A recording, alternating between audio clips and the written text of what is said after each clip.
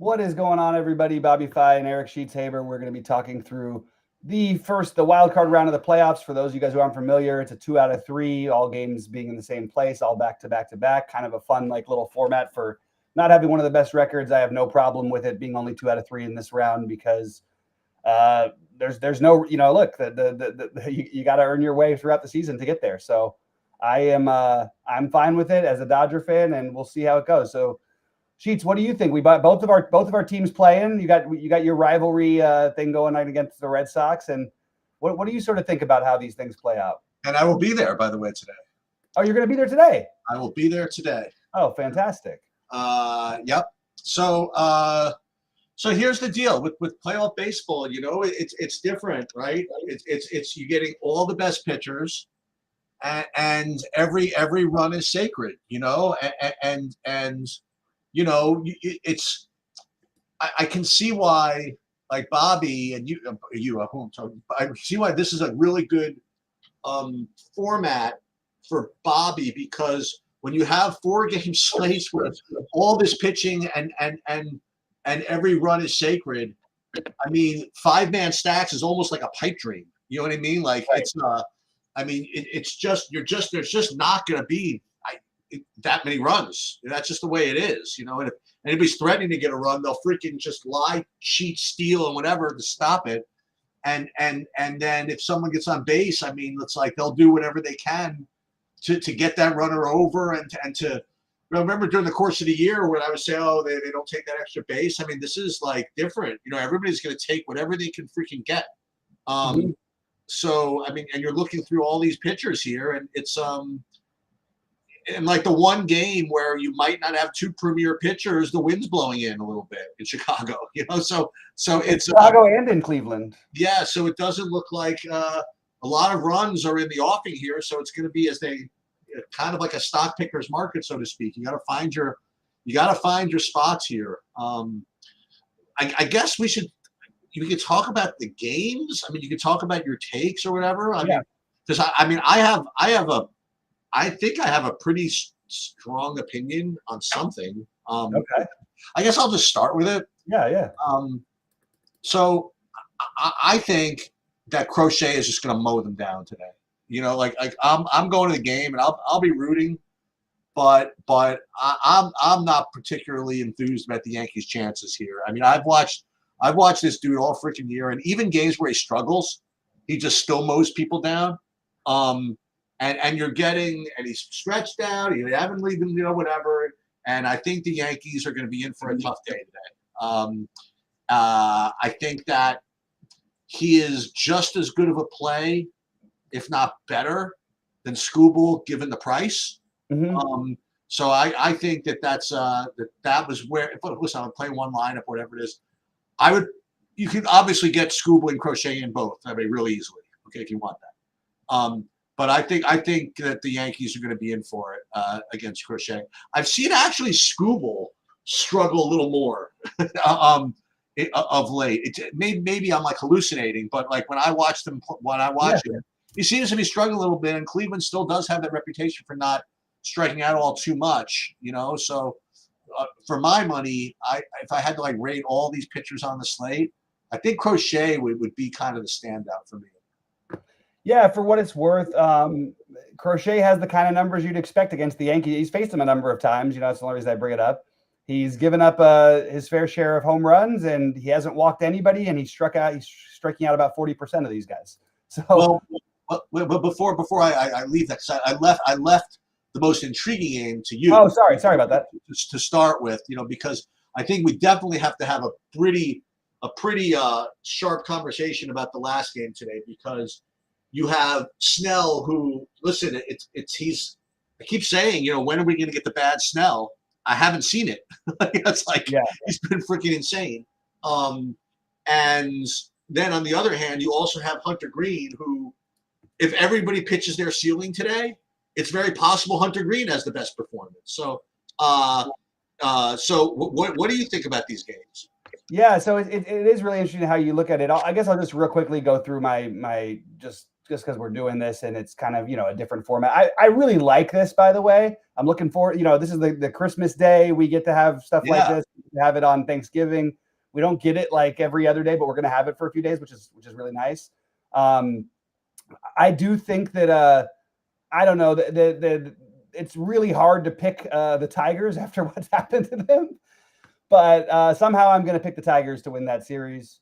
And look, I mean, that game's got a 6 total today. That's crazy. I mean, you've got 11-mile-an-hour winds blowing in, and Williams and Skubal. I mean, Skubal's great, obviously. Yeah. Williams is pretty good, but like, I don't know. I do think Detroit is like one of the teams to consider as a stack. In terms of, I mean, it's just you got to think about some things. Yeah. And again, I don't think I'm going to have that many 5-man stacks. In the San Diego, Chicago. I mean, maybe I will with late swap or whatever. We'll see. San Diego, Chicago, with the wind blowing in Chicago. I sort of like the Cubs in this series overall. And today, again, this game has a 7. All these games have 7 or lower totals. It's just wild. But look, hard to get to the power.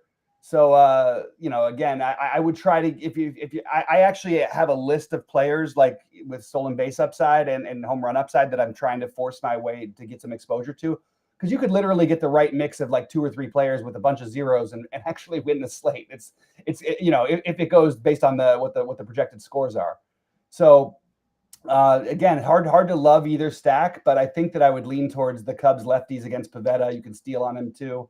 Guys like Kyle Tucker, Pete Kerr-Armstrong down at the bottom of the order who will get a little bit lower ownership because of it. Those things appeal to me a little bit. The Red Sox, Yankees, interesting. The Yankees are favored in a game like this, but I guess Fried is awesome. Fried's insane. I mean, Fried's amazing. Okay.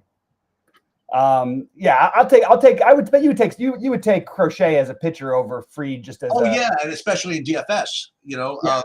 But listen, I think Pick'em would be kind of fair in this game. Yeah. I think I don't know. So when you say the Red Sox are a small favorite? They're a small favorite. It's just I don't remember. The only reason I pointed out is because I'm used to seeing these guys pitch and they're never not favored. You know what I mean? When Crochet is pitching. Oh, so the Yankees are a small favorite, you're saying? The Yankees are small favorites, yeah. But what are you going to do? I mean, the Yankees are at home, with Fried. I mean, like, they're just never not going to be the favorite. That's just minus 137. I get it. Then you have the most interesting game, I think, because look, there definitely is the potential that both these pitchers at their best are. I mean, you can say about every pitcher on the slate except for maybe Pivetta Boyd, the Pivetta Boyd matchup, but everybody can get there. And I think, the Dodgers are probably, because of their pricing, I'm not sure they're going to end up the most popular. They'll be right there. They'll probably be right there with some of these guys. But some of like what SaberSim has for ownership and stuff is like looking like a lot of Cubs, which seems just weird. And with 10-mile-an-hour winds blowing in Wrigley, I'm not used to seeing that. At least we have good hitting weather in LA, or decent enough hitting weather. It's gotten a little bit cooler. It's just under 70, but you got wind blowing out.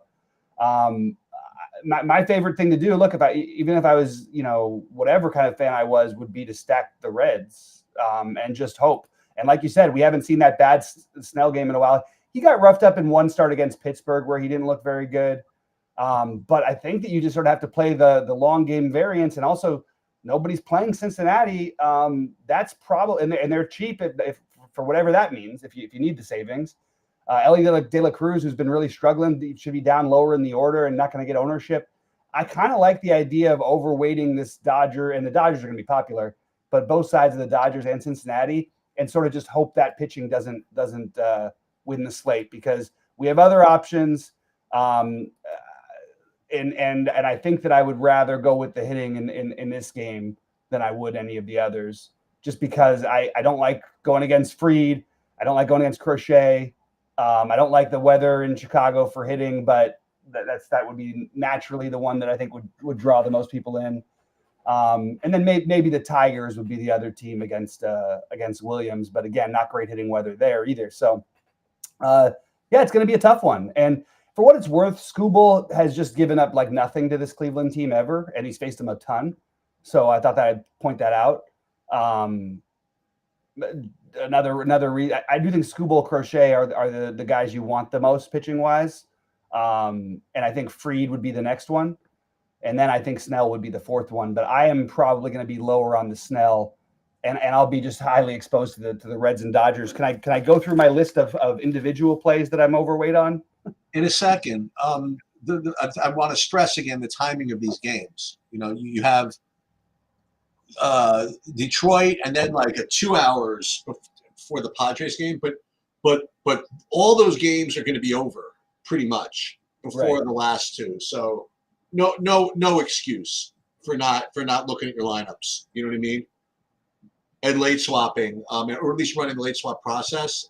And to that point, I almost want to leave spots available in those late games on purpose to do that. Now, again, you get listen. Skubal Skubal's definitely somebody I want to play, but there's really not much like in those early games. I'm like, okay, I really have to have X from this early slate. So part of me wants to cram in a lot of this late game stuff. Play Skubal, decide between Crochet, Green, and Snell for like my next one. You know what I mean? Depending on how things are going, and decide between Reds, Dodgers, Yankees, Red Sox. You know what I mean? For majority of my other ones. That I would love to play that Cubs game just because I think that's the two weakest of the pitchers. But that wind in Chicago is annoying. Yeah, it's annoying. It is a little warmer, at least, so it's not like the 50-degree game in Chicago with wind. So, and we've seen the Cubs hit him out, and Kevin says here, he says that forget it, the Cubs are scoring 1 million anyway. Maybe, sure. I would be fine with that, but so let's go through some of your individual plays. Well, the one thing I want to point out just about the Cubs that why it does feel, and I'm just looking at based on the ownership here. In terms of hitters, I think it's going to be. It's changed a little bit. We got some updated projections now. Yeah, it looks like Dodgers, San Diego, and actually the Cubs did drop down a little bit. I think the Cubs are more in consideration for me. So some of my individuals, like there's the obvious Ohtani, Judge. I would include Stanton in that, who probably gets a little bit forgotten about today, just because it's a lefty. Take a shot there. Hope to connect one time. Nico Horner, PCA. Tatis, Ellie De La Cruz, who will be overlooked. Always for whatever, it doesn't matter, but always seems to play well in LA, loves LA. Jose Caballero, just as a stolen base potential. And again, every point is going to matter. And even though he's at the bottom of the Yankees lineup, or he'll probably be at the bottom of the Yankees lineup, he's one that stands out.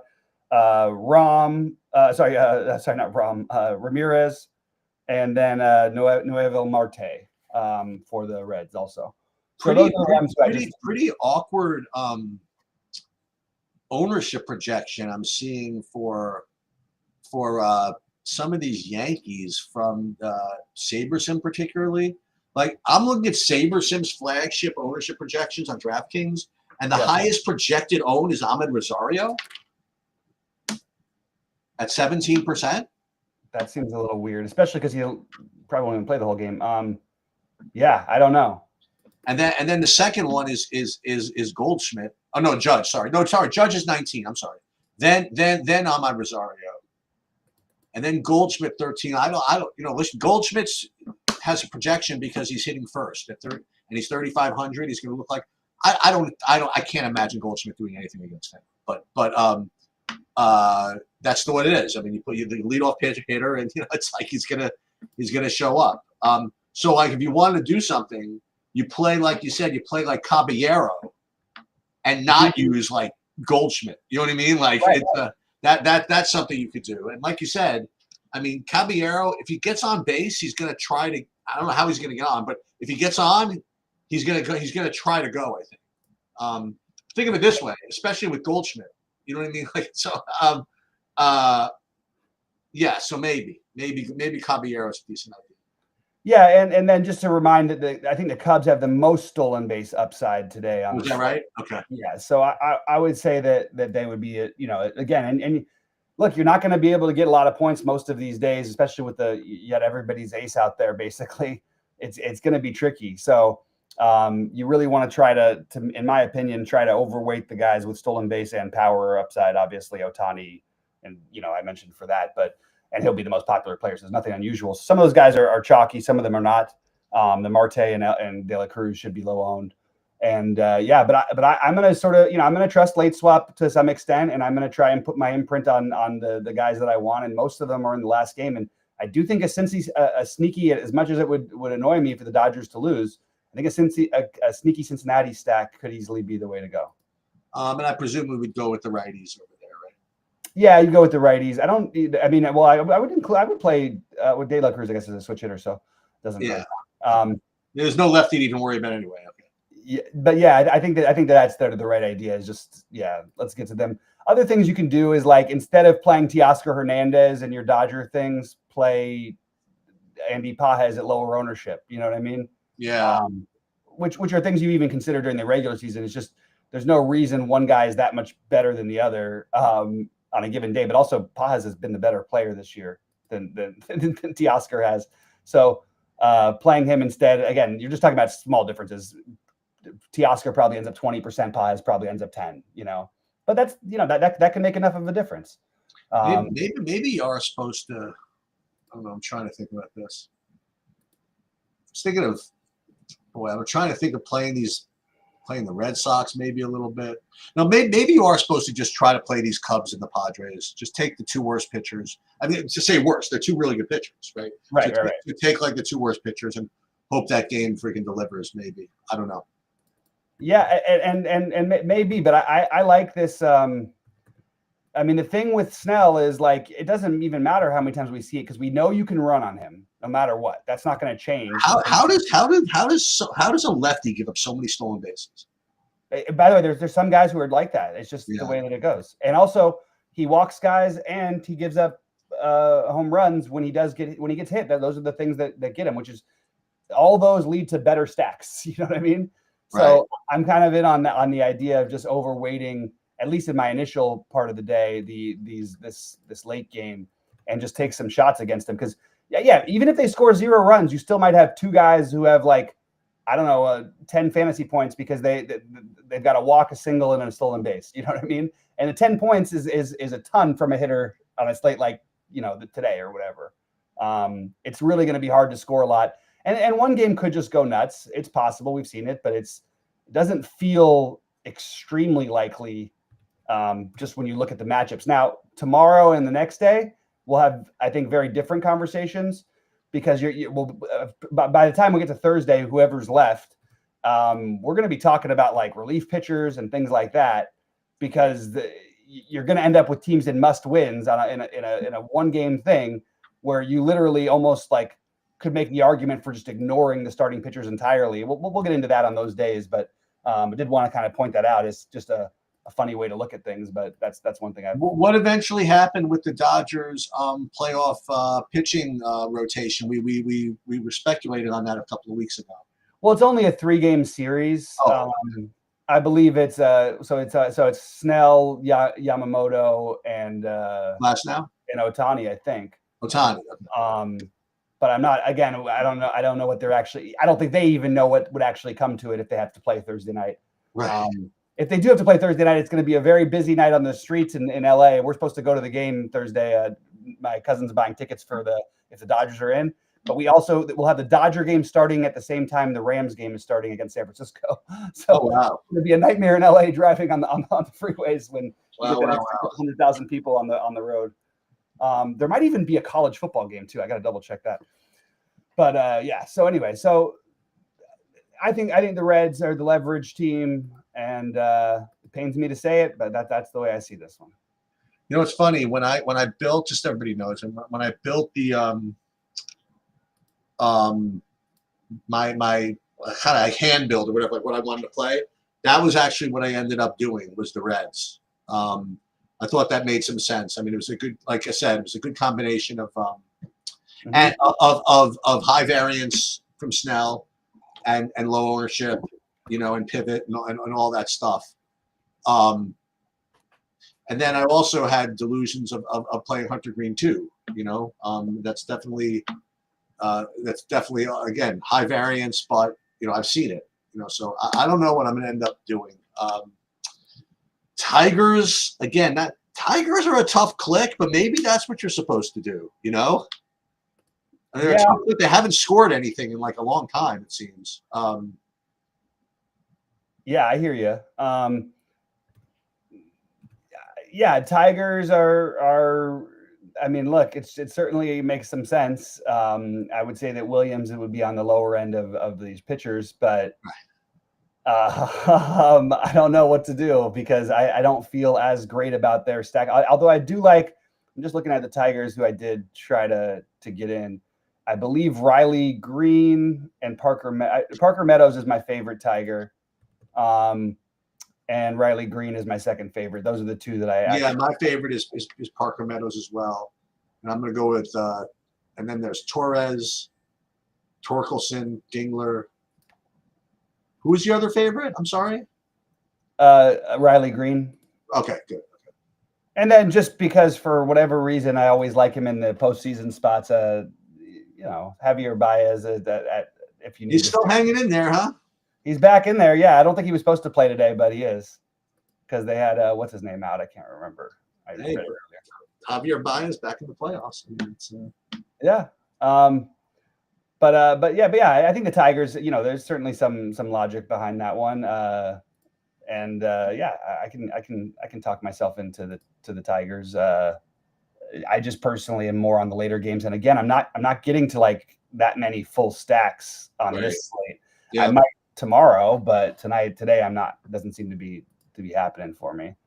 But yeah, it's again, and then I just went through on every team. There's like a guy or two who I want to get to, and I want to get to some of Manny Ramirez. I'm sorry, Jose Ramirez, and just because again, stolen base power upside. I know it's a tough matchup against Skubal, but there's also going to be innings where Skubal is not pitching potentially.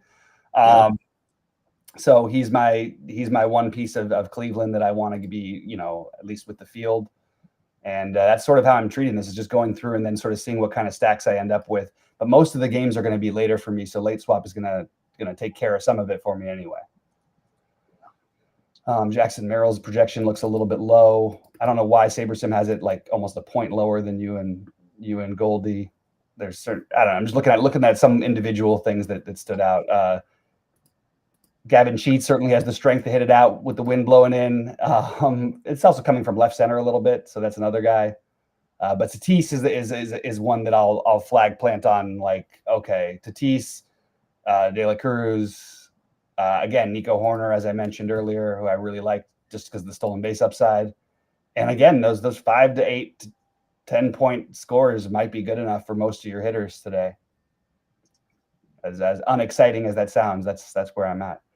Kyle Tucker is getting very low ownership. Yeah, I like that play. And Pete Kerr Armstrong, the greatest hitter of all time. He sure is, isn't he? Yeah, he's awesome. I mean, I don't think we have to not play him. Michael Busch in there. Yeah, like the Cubs stack is always.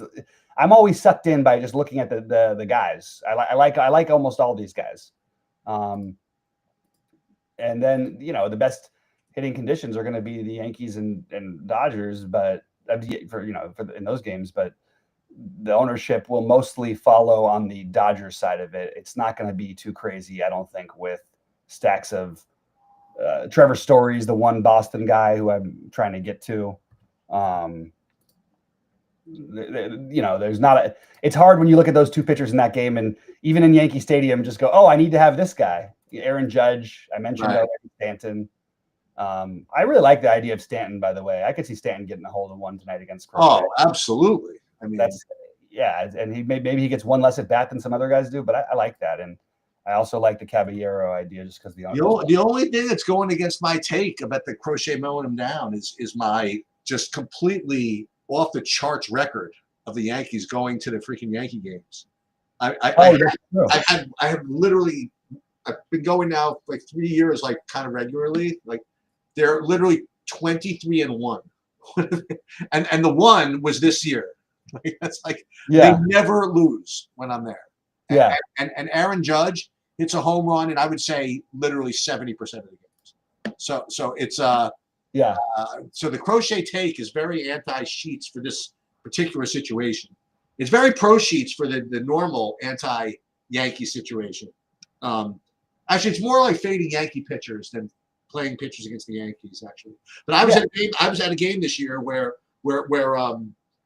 who's the guy from where Kyle Hendricks looked like freaking Greg Maddux against. That's what happens. It's so weird though with these Yankees and Dodgers because they'll beat the hell out of some good pitchers sometimes, and then Chad Cool will come in and do his thing, right? Exactly right. The Chad Cool effect. But yeah, that's what I'm getting at. So I'm just going to take a look and see what types of stacks I'm getting. Because I really think you're trying to find some individual pieces here and treating it that way. Boy, I'm still tilted about last night. I really cannot believe how that game ended. I was really pissed off. I was ready to have my first winning slate of the season. Yeah. I thought you were. Oh, you ended up going to the negative after that. Yeah. Oh, I went way down for a minute after that play because what killed all my showdown everything, and then I had played Harvey in some of the 2 gamers, but I just had so much Dobbins, and it looked like he was going to get there. I mean, he got the 100 yards, but then they just took him out and didn't play him anymore. I was hoping that he would get that last touchdown, and then I would have been golden. Who I guess maybe tomorrow we'll take a look at the NFL for the weekend. Only 10 games, huh? Yep. Yeah, it's what do we have? We had the 2. Well, that was because there's a Thursday and a Sunday in London and 2 Mondays. 2 Mondays again, yeah. I kind of like the 2 Mondays. Maybe I'm biased, but I love it. I don't know what everybody's problem was.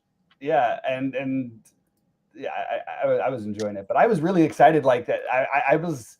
It felt good to be the most right I felt on a football slate so far, and that Mims guy always does. I'm telling you, whatever reason, every time there's a showdown slate, that guy just goes nuts. Some of these totals are going to look pretty small. Vegas, Indianapolis looks like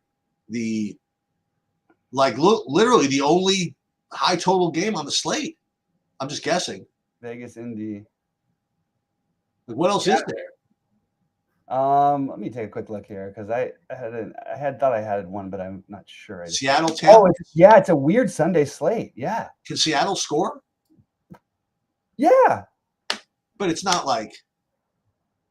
I'm sure Detroit could put up a number on Cincinnati, but I mean it's like an overall game environment. I think the Vegas Indianapolis game is like going to just dominate the content, right? I mean, I think you're going to get a lot of Dallas and the Jets. Oh man, that's right. The Dallas Coors effect, huh? Yeah, and potentially like, oh God, as gross as it sounds, maybe Miami and Carolina.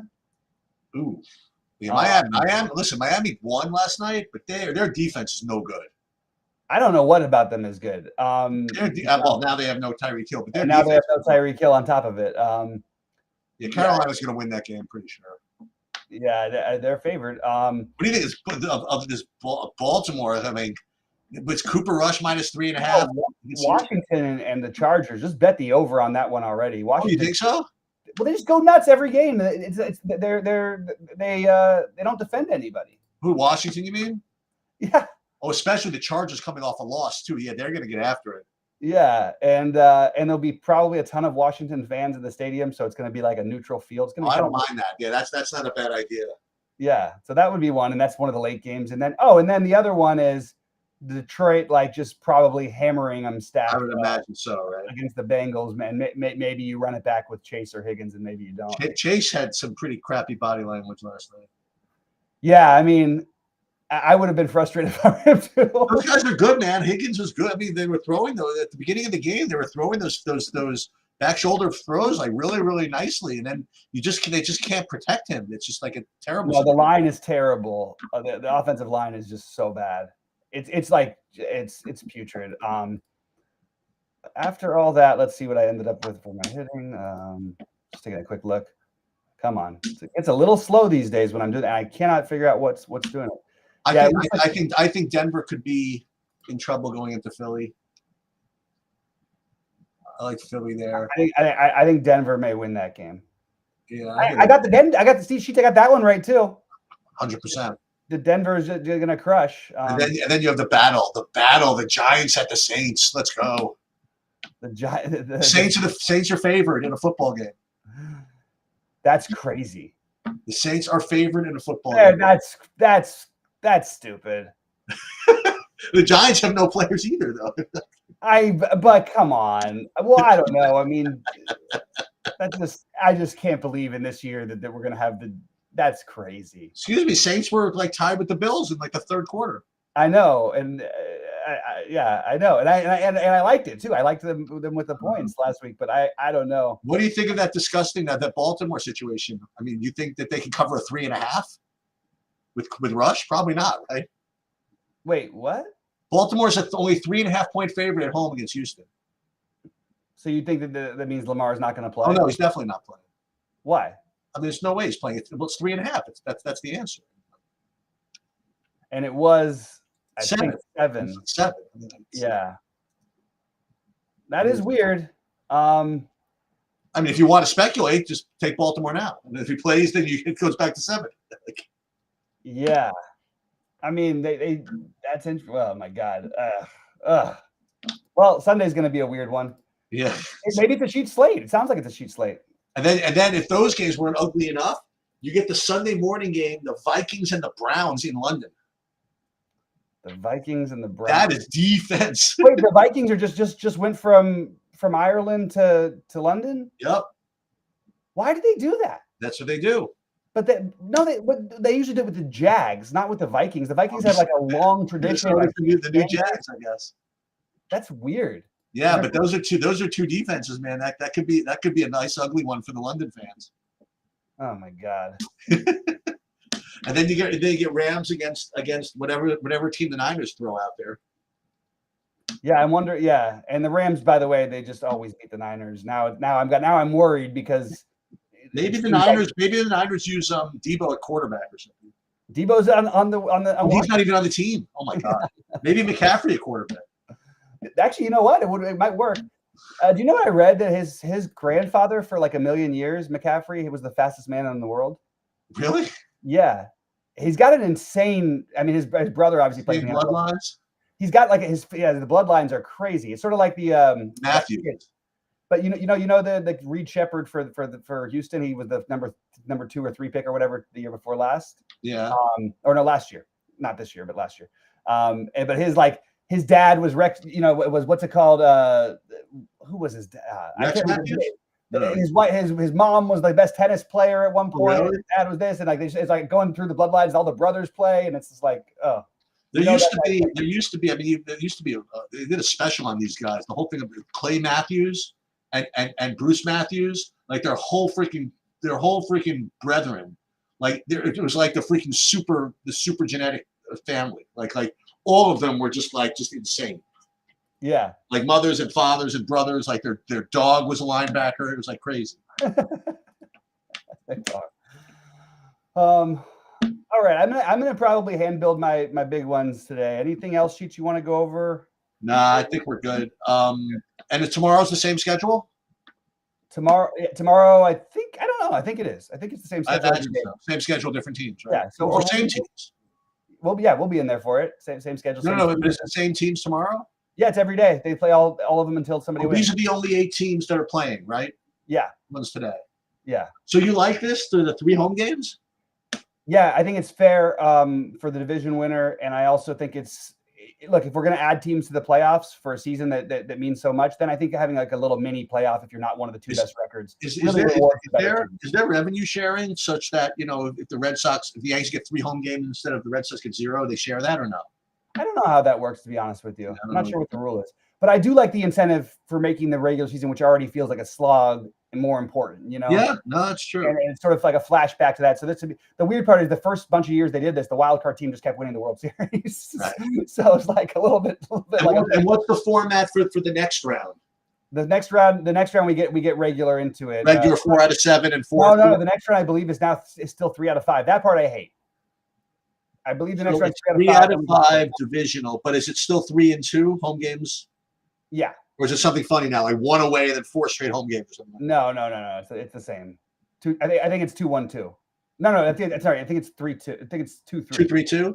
2-3-2. Just 2-3. I think it's 5 games in the next round. Oh, so it's wait. So it's 2 away and then 3 home. I think that's what it is, but I'm not 100% sure what they changed it to because they keep changing it. So I'm not 100% sure. I feel kind of. I always liked it. I thought it was always clean to go 2-2-1. But it might be 2-2-1. But the problem is that when you're traveling across, I guess you shouldn't be traveling. Well, maybe you could be across the country for one baseball game is a weird thing. Right. I don't know. To me, that just sounds funny. But well, yeah. So a very disappointing near win last night. Well, hopefully we can do better today. Yep. All right, bud. Good to see you. Good luck to everybody today. Go Yankees. Go Yankees. I will talk to you later. Go Yankees. Go Yankees. Go Dodgers. Now we both have to fight our way there. Go Yankees. Go Dodgers. Talk to you later.